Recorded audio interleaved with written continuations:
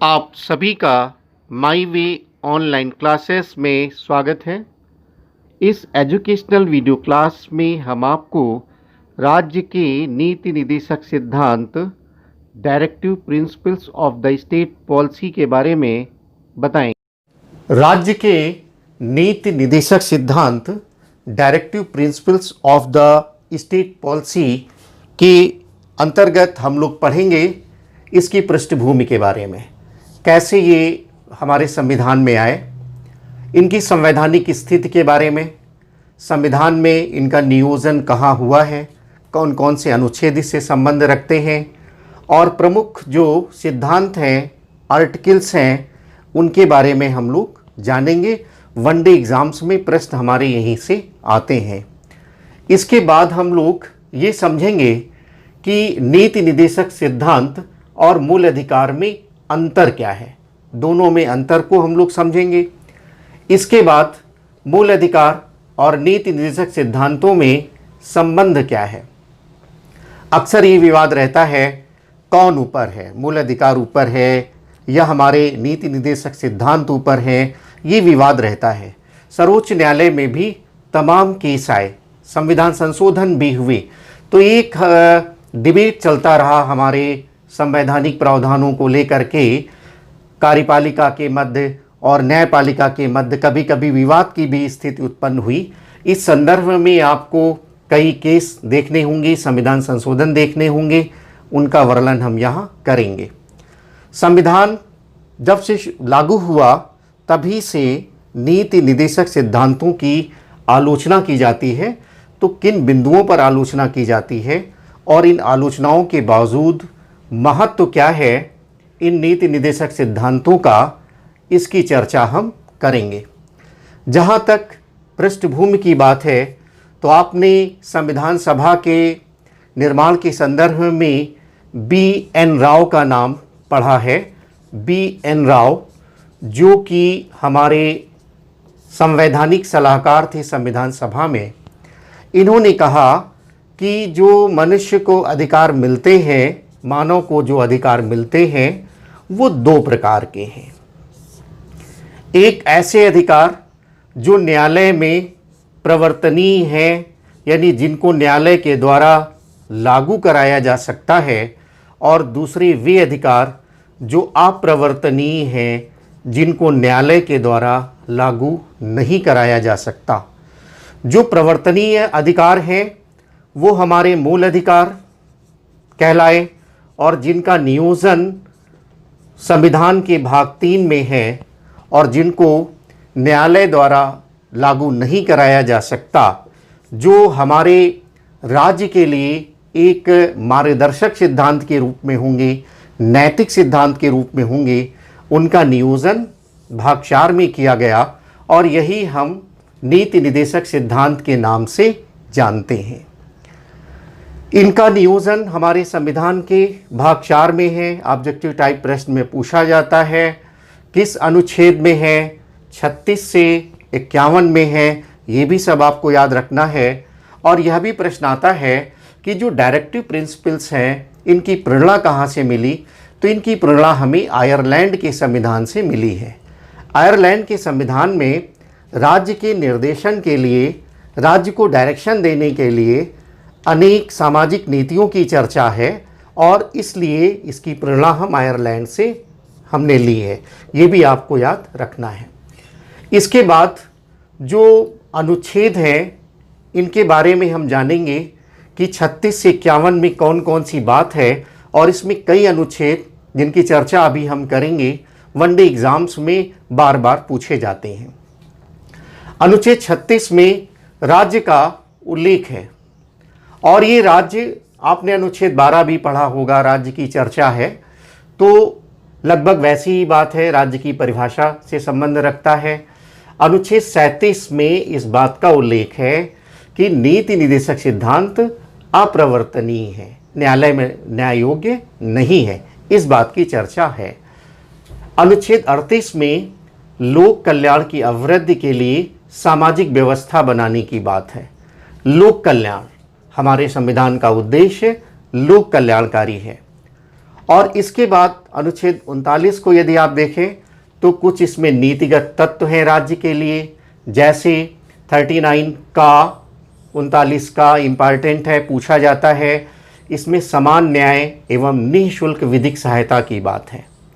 समान कार्य के लिए समान वेतन, ये भी 39 में ही इसका उल्लेख यहीं पर है, ये भी आप ध्यान रखेंगे, बहुत पूछा जाता है। समान कार्य के लिए समान वेतन। 39 खा 39 खा, इसमें सार्वजनिक धन का स्वामित्व, इसकी चर्चा है।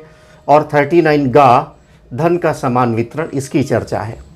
39 BC 39 खागा बहुत ही इम्पॉर्टेंट है, इनकी चर्चा आगे जो केस हुए हैं हमारे सर्वोच्च न्यायालय में उनमें फिर करेंगे। 40 बहुत पूछा जाता है एग्ज़ाम में, ग्राम पंचायतों के गठन की बात है।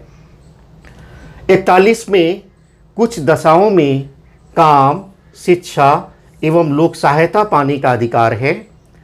अनुच्छेद 42 में काम की न्यायसंगत एवं मानवोचित दशाओं और प्रसूति सहायता का उल्लेख है। 43 में जो हमारे कामगार हैं, कर्मकार हैं, उनके लिए उचित वेतन की व्यवस्था और जो स्थानीय उद्योग हैं, कुटीर उद्योग हैं, इनके प्रोत्साहन की बात है। अनुच्छेद 44 बहुत ही इम्पॉर्टेंट है, अक्सर चर्चा में रहता है। समान नागरिक संहिता, कॉमन सिविल कोड की बात है, एग्ज़ाम में बहुत पूछा जाता है, इम्पॉर्टेंट है। अक्सर डिबेट हम मीडिया में देखते रहते हैं कि देश में एक समान नागरिक संहिता होनी चाहिए। उपयुक्त समय पर अलग से इसकी क्लास की व्यवस्था करेंगे। अनुच्छेद जो 45 है वो आपने मूल अधिकारों के संदर्भ में 86वां संविधान संशोधन पढ़ा था जो 2002 में हुआ था, जिसमें 6 से 14 वर्ष तक के बच्चों के लिए निःशुल्क शिक्षा की बात थी और 21E जोड़ा गया था मूल अधिकारों में। लेकिन यहाँ नीति निर्देशक सिद्धांतों में पहले के अनुच्छेद में थोड़ा बदला गया और अब 0 से 6 वर्ष तक के बच्चों के लिए ये कहा गया कि इनके लिए व्यवस्था करने की बात नीति निर्देशक सिद्धांतों में की गई। 46 में अनुसूचित जाति, अनुसूचित जनजाति और दुर्बल वर्गों के लिए विशेष प्रावधानों की बात है। शिक्षा संबंधी या अर्थ संबंधी प्रावधानों की बात है SC ST और दुर्बल वर्ग के लिए अनुच्छेद 46। 47 में लोक स्वास्थ्य से संबंधित बात है कि लोगों का जीवन स्तर उठाने के लिए, पोषण स्तर उठाने के लिए, लोक स्वास्थ्य का स्तर ऊंचा उठाने की बात की गई है 47 में। अनुच्छेद जो 48 है उसमें कृषि एवं पशुपालन के संगठन की बात है और 48 का बहुत ही इम्पॉर्टेंट है, इसमें पर्यावरण संरक्षण संवर्धन की बात है और साथ साथ वन्य एवं वन्य जीव की रक्षा की बात है। तो ये भी बड़ा इम्पॉर्टेंट आपके लिए हो जाता है। अनुच्छेद जो 49 आपका है, इसमें पुरातत्व संरक्षण की बात है, जो हमारे लिए राष्ट्र के महत्व के लिए स्मारक होंगे, स्थान होंगे, वस्तुएं होंगी, उनके संरक्षण की बात 49 में किया गया है। और जो 50 है अनुच्छेद, वो सेपरेशन ऑफ पावर्स की बात करता है, कार्यपालिका और न्यायपालिका के पृथक्करण की बात करता है। मॉन्टेस्क्यू का सिद्धांत था, फ्रेंच रिवॉल्यूशन में, फ्रांस की क्रांति में मॉन्टेस्क्यू आप पढ़ेंगे कि कार्यपालिका और न्यायपालिका के पृथक्करण की बात है इसमें। तो इसका अर्थ ये है कि जैसे पहले की व्यवस्था में जो कार्यपालिका के अधिकारी होते थे वो न्याय भी किया करते थे, लेकिन अब ऐसा नहीं है। भारत में न्यायपालिका और कार्यपालिका को अलग अलग किया गया है। स्थानीय स्तर पर भी जो न्यायालय हैं वो कार्यपालिका के अधीन नहीं है, उच्च न्यायालय के अधीन होते हैं। अनुच्छेद जो 51 है ये बहुत इम्पॉर्टेंट है आपका। 51 में जो अंतर्राष्ट्रीय शांति और सुरक्षा की बात है, तो भारत में नीति निर्देशक सिद्धांत सिर्फ भारत के संदर्भ में ही नहीं है, बल्कि इनका एक अपना अंतर्राष्ट्रीय दृष्टिकोण भी है और इसकी झलक हमें अनुच्छेद 51 से प्राप्त होती है। तो ये सारे आपको अंतर्राष्ट्रीय शांति एवं सहयोग, इसको सब नोट करना है आपको। इनको जब आप 1-2 बार पढ़ेंगे तो याद हो जाएंगे। बेहतर ये है कोई अच्छी सी बुक ले लीजिए और बुक के साथ साथ इनको अपना नोट्स बना लीजिए और फिर ये धीरे धीरे आपको याद हो जाएंगे। तो ये जो अनुच्छेद हैं आपके वनडे एग्जाम्स में पूछे जाते हैं। लेकिन यदि आप सिविल सेवा में जाना चाहते हैं, सिविल सर्विसेज में जाना चाहते हैं, तो जब आपको नीति निदेशक सिद्धांत लिखने पड़ते हैं तो इनका एक वर्गीकरण अलग ढंग से भी आप कर सकते हैं। जैसे आप ये दिखा सकते हैं कि ये जो हमारे नीति निदेशक सिद्धांत हैं, इनको हम 3 वर्गों में रख सकते हैं। गांधीवादी सिद्धांत, दूसरे में आप समाजवादी सिद्धांत, और तीसरे में आप प्रगतिशील या उदारवादी सिद्धांत के रूप में इनका वर्णन कर सकते हैं। जैसे ग्राम पंचायतों का गठन है, कुटीर उद्योगों की बात है, ये अनुच्छेद गांधीवादी सिद्धांत में ला सकते हैं। जहां धन का समान वितरण की बात है, सार्वजनिक धन का स्वामित्व की बात है, ये सब आप समाजवादी सिद्धांत में लिख सकते हैं। और जो प्रगतिशील उदारवादी बात है, जहां पर न्याय की बात हो रही है, शिक्षा की बात हो रही है, ये सब आपके प्रगतिशील उदारवादी सिद्धांत हो जाते हैं। अंतर्राष्ट्रीय शांति सहयोग की बात है तो यहाँ पर इनका उल्लेख कर सकते हैं। एक वर्गीकरण का एक और तरीका हो सकता है, इसमें आप 3 तरह से वर्गीकरण कर सकते हैं। जैसे पहले भाग में आप ये लिख सकते हैं, वे सिद्धांत जो कल्याणकारी राज्य की अवधारणा को स्थापित करते हैं। दूसरे में इसके अंतर्गत आप 39B लिख सकते हैं, 39C लिख सकते हैं, 43 लिख सकते हैं, 47 लिख सकते हैं। और दूसरे में आप ऐसा कर सकते हैं कि जो प्रतिष्ठा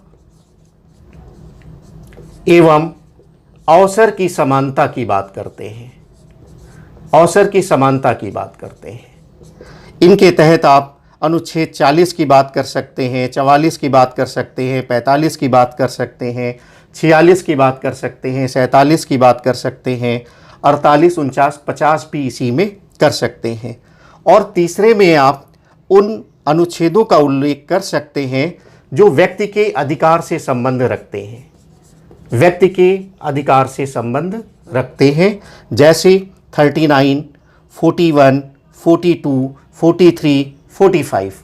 तो ये संक्षेप में हमने थोड़ा सा सिविल सेवा का दृष्टिकोण भी यहाँ प्रदान किया कि वनडे एग्जाम्स में तो सीधे सीधे आएंगे, आपसे पूछेंगे कि समान नागरिक संहिता किस में है, आपसे पूछेंगे पर्यावरण संरक्षण किस में, 48 का, आपसे पूछेंगे अंतर्राष्ट्रीय शांति सहयोग किस अनुच्छेद में है, तो यहाँ से काम चल जाता है। लेकिन जब आप सिविल सेवा के लिए कार्य करते हैं तो थोड़ा अलग दृष्टिकोण अपनाना पड़ता है, ये आपको ध्यान में रखना है।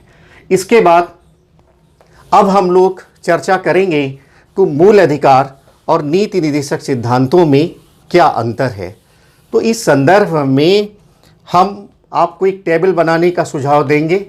जैसे आप एक टेबल बना लीजिए और इसमें आप एक ओर मूल अधिकार लिख लीजिए, फंडामेंटल राइट, और एक ओर आप डायरेक्टिव प्रिंसिपल्स लिख सकते हैं। पहला जो अंतर आप बता सकते हैं वो ये कि मूल अधिकार निषेधात्मक अधिकार होते हैं, यानी ये राज्य को कुछ कार्य करने से रोकते हैं कि आप व्यक्ति के ये अधिकार हैं, मौलिक अधिकार हैं, आप इनके विरोध में काम नहीं कर सकते हैं। लेकिन जो हमारे नीति निदेशक सिद्धांत हैं वो हमारे सकारात्मक सिद्धांत हैं। ये सिद्धांत जो हैं ये राज्य के लिए मार्गदर्शक सिद्धांत हैं, राह दिखाते हैं, रास्ता दिखाते हैं, ये सकारात्मक सिद्धांत हैं। दूसरे में आप ये लिख सकते हैं कि जो फंडामेंटल राइट्स हैं इनको वैधानिक शक्ति प्राप्त है, इनको न्यायालय के द्वारा लागू कराया जा सकता है। आपने पढ़ा है मौलिक अधिकारों के टॉपिक में कि किस प्रकार से हाई कोर्ट और सुप्रीम कोर्ट को कई प्रकार की रिट निकालने का अधिकार है, तो इनको वैधानिक शक्ति प्राप्त है। लेकिन जो हमारे नीति निदेशक सिद्धांत हैं इनको वैधानिक शक्ति प्राप्त नहीं है। तो इस प्रकार से आप टेबल बना सकते हैं। तीसरी बात आप ये भी बना सकते हैं कि जो मूल अधिकार हैं इनका संबंध व्यक्ति से है, लेकिन जो हमारे नीति निदेशक सिद्धांत हैं इनका संबंध राज्य से है, ये व्यापक हैं। ये व्यक्ति केंद्रित है और ये समाज केंद्रित है, राज्य केंद्रित है, तो ये व्यापक हो जाते हैं। चौथा, आप ये भी अंतर समझ सकते हैं कि जो हमारे मौलिक अधिकार हैं इनको निलंबित भी किया जा सकता है, इनका स्थगन भी हो सकता है। लेकिन ये आपको याद रखना है, अनुच्छेद और 20 और 21 का स्थगन संभव नहीं है, इनका निलंबन संभव नहीं है। मूल अधिकारों के टॉपिक में विस्तृत रूप से आप देखिएगा। इनका स्थगन हो सकता है, लेकिन यहाँ पर स्थगन जैसी कोई प्रावधान है ही नहीं। जब इनको कोई वैधानिक अधिकार नहीं है, न्यायालय के द्वारा प्रवर्तनीय नहीं है, तो स्थगन की कोई बात नहीं है।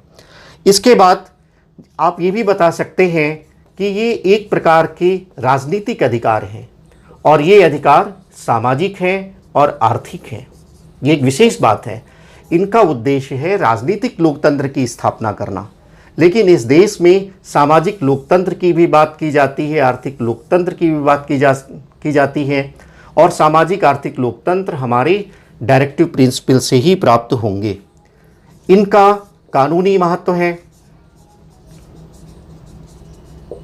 लेकिन इनका कोई कानूनी महत्व नहीं है। ये एक प्रकार से नैतिक उपदेश है। तो इस प्रकार से आप अपने नोटबुक में एक टेबल बना सकते हैं और अलग से साफ साफ आप इसको लिख लेंगे।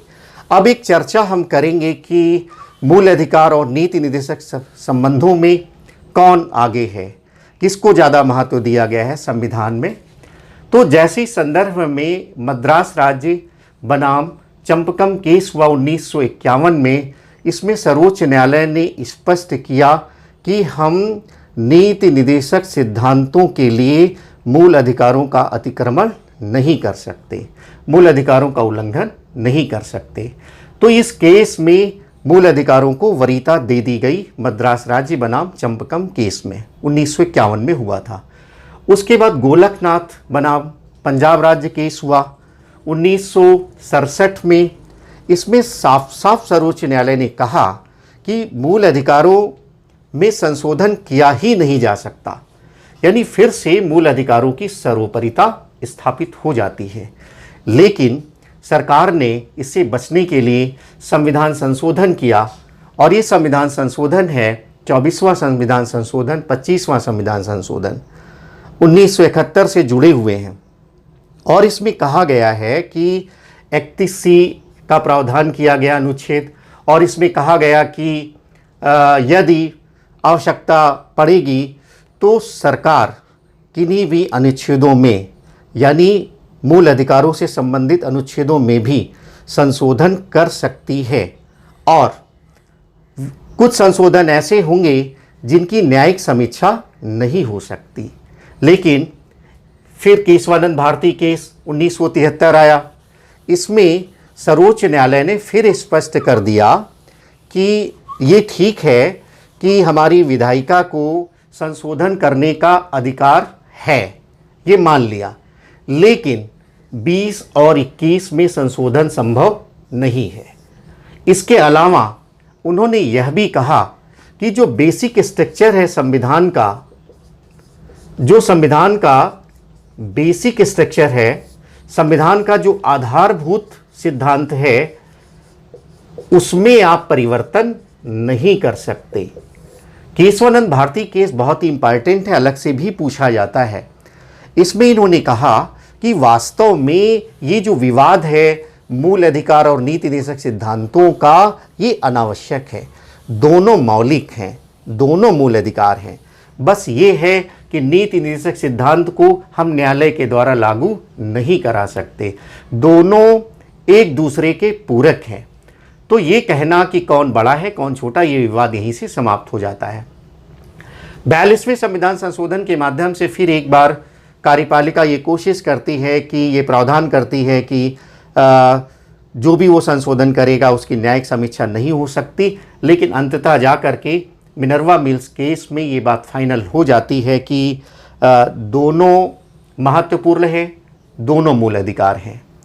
और 39B यानी 39 खा और 39C और गा, इन नीति निर्देशक सिद्धांतों को छोड़कर किसी भी नीति निर्देशक सिद्धांत के लिए मूल अधिकारों में संशोधन नहीं किया जा सकता।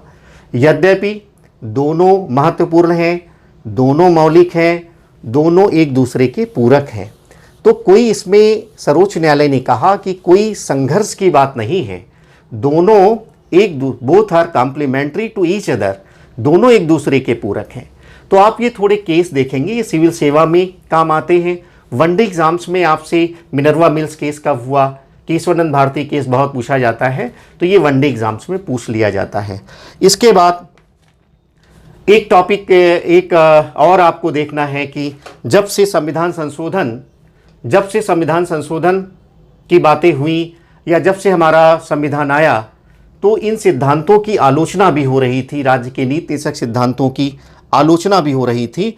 और इन आलोचना में जो सबसे पहली आलोचना है वो ये है कि ये व्यवहारिक नहीं है, ये व्यवहारिक नहीं है, ये अनुचित है। दूसरा ये भी कहा जाता है कि किसी दर्शन पर आधारित नहीं है, कोई इनके पीछे कोई दृष्टिकोण नहीं है, कोई विचार, कोई सिद्धांत नहीं है। यह भी आलोचना की जाती है कि एक ही बात को बार बार रिपीटिशन किया जाता है, बार बार लोक कल्याण की बात, जनता के कल्याण की बात विभिन्न तरीके से की जाती है। यह भी आरोप लगाया जाता है कि ये बहुत अस्पष्ट हैं और इनमें क्रमबद्धता का अभाव है, इनमें क्रमबद्धता का अभाव, ये भी आरोप लगाया जाता है।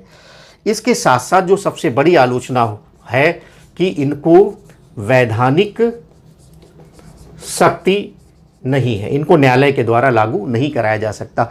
तो इस प्रकार की आलोचनाएं की जाती हैं। लेकिन इन आलोचनाओं के बाद भी कि जो हमारे नीति निदेशक सिद्धांत हैं, इनका विशेष महत्व है। जैसे आप ये बता सकते हैं कि संविधान की व्याख्या करने में, संविधान की व्याख्या में इनका विशेष महत्व है। आप ये भी बता सकते हैं कि ये हमारे राज्य के लिए मार्गदर्शक सिद्धांत हैं। देश किस तरह से विकास करेगा, इसकी रूपरेखा इसमें है और विकास में इससे एक रूपता आती है। तीसरी बात ये भी है कि हमारे यहाँ जैसे लोकतंत्र है, तो जनमत को प्रभावित करने के लिए सरकारों को इन दिशाओं में कार्य करना पड़ता है कि वो जवाबदेही होती है कि हमने क्या कार्य किया। संविधान की अपेक्षा ये है सरकार ने ये काम किया या नहीं किया। इस दृष्टिकोण से सरकार के मूल्यांकन का आधार भी ये है। आप ये भी कह सकते हैं कि लोक कल्याणकारी राज्य की स्थापना के लिए जो हमारे संविधान की प्रस्तावना में बात है, उसके लिए हमारे नीति निदेशक सिद्धांत विशेष महत्व रखते हैं। आप ये भी कह सकते हैं कि हमारे जो भी राज्य हैं, केंद्र हैं, उनके सामने लक्ष्य क्या है, उनका उद्देश्य क्या है। तो ये जो सिद्धांत हैं हमारे, ये लक्ष्यों को भी बताते हैं, उद्देश्यों को भी बताते हैं।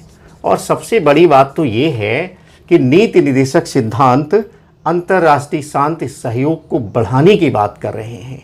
तो महत्व की दृष्टि से इनका विशेष महत्व है, संवैधानिक दृष्टि से, व्यवहारिक दृष्टि से इनका विशेष महत्व है। तो वनडे एग्जाम्स के लिए आप ये भाग 4 में इनका उल्लेख है, कितने अनुच्छेद हैं, प्रमुख अनुच्छेद आप याद करेंगे। लेकिन यदि आप सिविल सेवा के लिए जाना चाहते हैं तो इनकी कैसे आलोचना होती है, इनका महत्व क्या है और तमाम केस है, 1-2 बार जब आप इसका अध्ययन करेंगे विस्तार से, तो ये सारी बातें आपको समझ में आ जाएंगी।